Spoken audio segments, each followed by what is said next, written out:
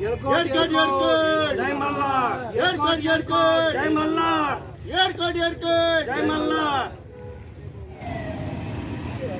आज दिनांक 2 ऑक्टोबर 2024 रोजी धनगर युवक क्रांती दल व सकल धनगर समाज जळगाव जिल्ह्याच्या वतीने धनगर समाजाच्या अनुसूचित जाती जमातीमध्ये समावेश करण्यासाठी एक दिवसीय लाक्षणिक उपोषणाचे व मौन आंदोलनाचे आयोजन आम्ही केलेले आहे। आता तरी या सरकारला जाग यायला पाहिजे अशी आमची इच्छा आहे, कारण हा जो शेड्यूल ट्राईबचा आमचा जो प्रश्न आहे धनगर समाजाचा हा बऱ्याच दिवसापासून प्रलंबित आहे।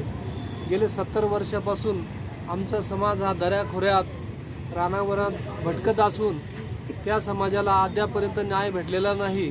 तर त्या समाजापर्यंत कुठंतरी शिक्षणाची गंगा जायला पाहिजे, त्यांना सवलती मिळायला पाहिजे, त्यांच्यापर्यंत कुठंतरी विकासाचं केंद्रबिंदू यायला पाहिजे अशी आमची इच्छा आहे।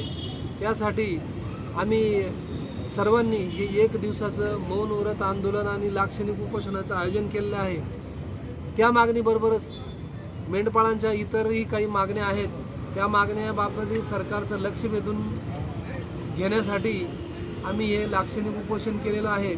त्यात मेंढपाळांच्या मुलांना फिरत्या शाळा निघाल्या पाहिजे, तसं त्यांच्या आरोग्याच्या आणि पशुधनाच्या आरोग्यासाठी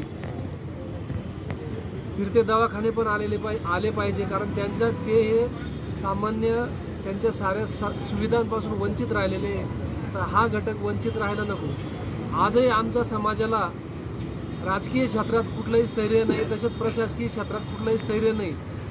इतर समाजाचा विचार केला तर त्यांचे लोकप्रतिनिधी मोठ्या प्रमाणामध्ये विधानसभेत किंवा लोकसभेमध्ये त्यांचे निवडून जातात, परंतु आमच्या समाजाचे अजूनही 70 वर्षामध्ये लोकप्रतिनिधी फारसे निवडून गेले नाही। त्यामुळे बरेचसे जे पक्ष आहे, पार्ट्या हे भांडवलदारी स्वरूपाचे आहेत आणि भांडवलदारीतून सत्तेची निर्मिती होते, परंतु आमचा समाज भांडवल लावणं आणि मॅनेजमेंट करणं या सर्वसामान्य समाजाला अशक्य होतं।